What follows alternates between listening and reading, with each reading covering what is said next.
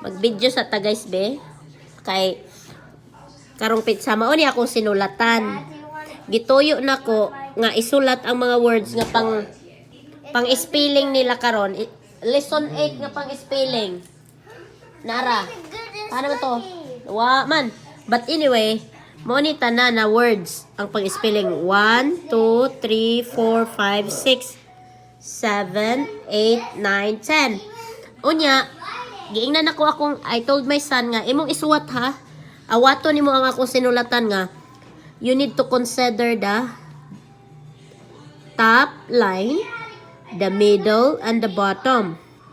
Di ka mo lapas ha, ingon ko. Tuod man, iyang gikopya, tanawa. Gamay ra kaing lapas oh. So mo na, for 6 years old nga sinulatan, tanawa, hasa-hasaon na gid na. Unya, kani ako mas nindot pa yung sinulatan.